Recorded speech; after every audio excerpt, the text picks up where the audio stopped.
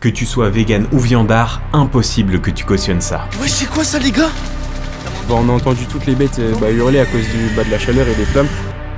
On n'en parle nulle part, il n'y a pas d'image, c'est tabou, donc ça n'existe pas. Accroche-toi bien parce que tu n'as jamais entendu ce chiffre. En France, un animal d'élevage meurt brûlé vif toutes les 3 minutes. Et ça, on vient de le découvrir grâce à une enquête citoyenne menée sous le pseudo Espèces sans issue sur les réseaux sociaux. C'est une investigation très sérieuse, je l'ai vérifié, et elle a débuté début 2025 suite à un terrible incendie dans un bâtiment d'élevage en Vendée. Il y avait 400 cochons dedans. Les survivants avaient été laissés à l'abandon plusieurs jours. Blessés, brûlés, entassés parmi les cadavres. Ni les services vétérinaires, ni la préfecture, personne ne bougeait. En se demandant, mais des incendies de ce type, il y en a combien qu'on s'est rendu compte avec une recherche Google très rapide que en quelques minutes, on en trouvait des dizaines sur les 6 derniers mois. D'ailleurs, faites le test. Arrêtez cette vidéo, tapez dans Google incendie agricole et vous allez voir, je suis sûr qu'il y en a eu un aujourd'hui ou hier. Bref, en épluchant chaque jour la presse locale à travers tout le pays, cette enquête a dénombré 458 incendies, dont 71 meurtriers, dans lesquels ont péri 176 679 animaux brûlés vifs ou asphyxiés. Et le pire, c'est que ces chiffres sont forcément sous-évalués, parce que certains incendies ne sont pas médiatisés, ou que dans les articles de presse, le nombre d'animaux est parfois assez flou, auquel cas on prend la fourchette basse, et que ça ne compte pas les victimes collatérales.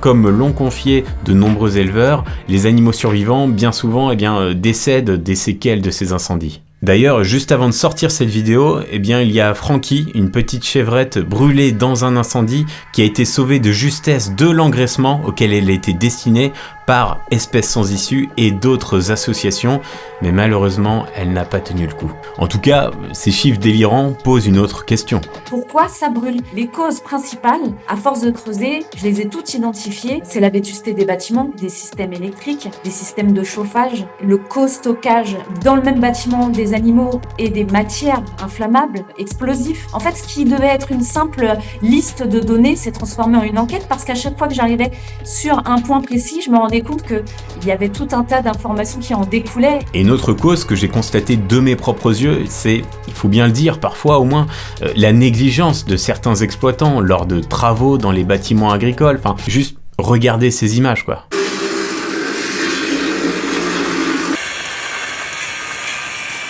Pour finir, c'est très important de parler des panneaux photovoltaïques. Les agriculteurs sont vraiment incités à en installer. Ça permet de pallier à leurs faibles revenus agricoles en produisant de l'énergie. Et pourtant, et c'est documenté, ces panneaux photovoltaïques sont à la fois une nouvelle source d'incendie et empêchent les pompiers d'agir en cas d'urgence. Ils ne font qu'aggraver la situation. Ça s'est vu en 2025, les animaux qui sont décédés dans des incendies d'élevage où la cause était les panneaux photovoltaïques, en général, ils sont tous morts, il n'y a pas de survivants. C'est difficile de faire un comparatif de quelle mort est plus tolérable qu'une autre, mais brûler vivant, pour moi, c'est une des pires choses qu'un être vivant peut subir. Il y a 2 jours, j'étais sur une exploitation où il y avait 200 cadavres calcinés de chèvres. Elles se sont piétinées, marchées dessus, dans la panique. C'est absolument affreux et c'est pour ça que je me bats tous les jours. C'est pour que les gens puissent réaliser que c'est la conséquence directe de nos modes de vie. On n'en parle nulle part, il n'y a pas d'image, c'est tabou, donc ça n'existe pas. Donc c'est pour ça que j'y suis allée et je me dis que finalement chaque personne devrait voir ça. Il n'y a pas que les élevages intensifs qui brûlent, des petites fermes familiales, des élevages bio ont cramé aussi. Il y a des animaux qui ont brûlé vifs en 2025 qui passent le plus clair de leur temps dans des prairies. Au moment où ils étaient dans les bâtiments, ça a brûlé. J'ai mis au point une pétition où je propose 13 mesures